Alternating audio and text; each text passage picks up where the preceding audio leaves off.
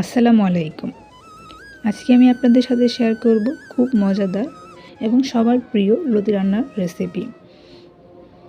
অনেকেই এই রান্নাটা পারেন, তবে আমি কিভাবে রান্না করি আজকে সেই পদ্ধতিটা দেখিয়ে দিচ্ছি। এই পদ্ধতিতে রান্না করলে খুব সহজেই রান্না করে নিতে পারেন। প্রথমে লতির খোসাগুলো ফেলে ভালোভাবে পরিষ্কার করে ধুয়ে নিতে হবে। এখানে আমি মোটা সাইজের লতিগুলো নিয়েছি। এখন পরিমাণ মতো পানি দিয়ে ভাপ দিয়ে নিব। লতি খেতে গেলে অনেকেরই গলা চুলকায়, এই জন্য হালকা ভাপ দিয়ে নিলে গলা চুলকাবে না। খুব বেশিক্ষণ ভাপ দেওয়ার প্রয়োজন নেই। পানি যখন ফুটতে শুরু করবে ওই পর্যায়ে লতিটা তুলে ঠান্ডা পানি দিয়ে ধুয়ে নিতে হবে।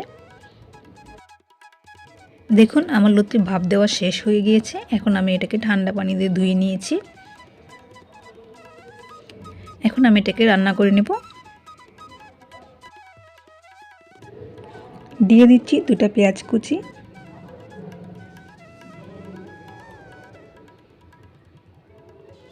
পরিমাণ মতো চিংড়ি,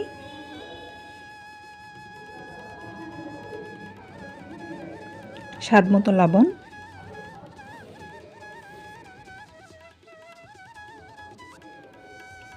দিয়ে দিচ্ছি সরিষার তেল,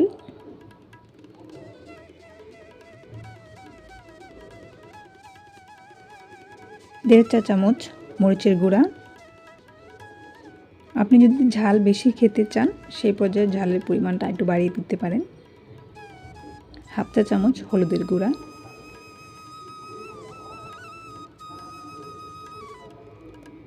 হাফ চা চামচ ধনিয়ার গুঁড়া।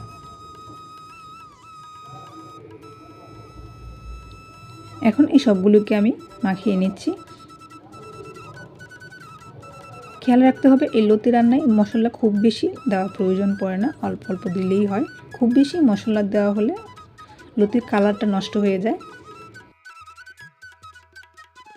তাই মশলার পরিমাণ খুবই কম দিবেন আর পানির পরিমাণও কম দিবেন। খুব বেশি পানি দেওয়া হয়ে গেলে তাহলে লতিটা গলে যাবে।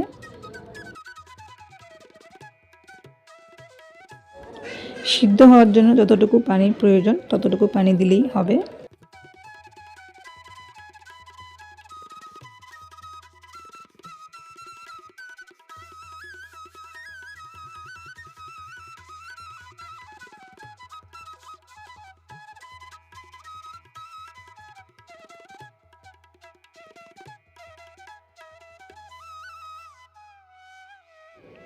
পাঁচ মিনিট পরে ঢাকনাটাকে তুলে লতিটাকে উল্টিয়ে দিতে হবে। খুব বেশি নাড়াচাড়া করার প্রয়োজন নেই, তাহলে কিন্তু লতিটা গলে যাবে।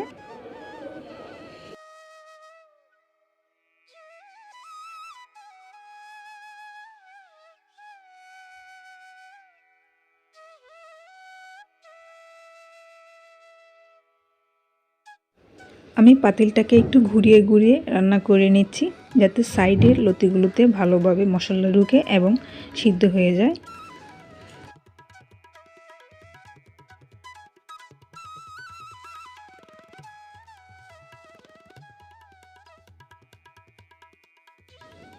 এভাবে ঘুরিয়ে ঘুরিয়ে ততক্ষণ রান্না করে নিব যতক্ষণ সবটুকু ঝোল ভালোভাবে শুকিয়ে না যায়।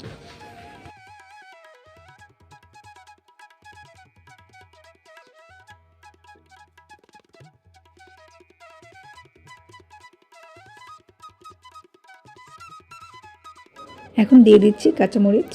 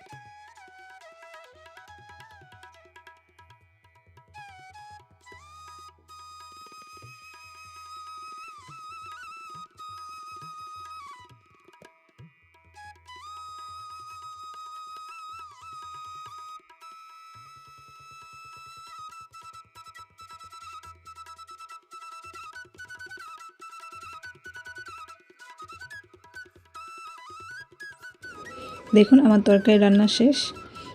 সবটুকু ঝোলকে আমি একদম ভালোভাবে শুকিয়ে নিয়েছি। এভাবে আপনারা চাইলে খুব সহজে কচুরলতি রান্না করে নিতে পারেন। ভিডিওটি ভালো লাগলে চ্যানেলটি সাবস্ক্রাইব করবেন।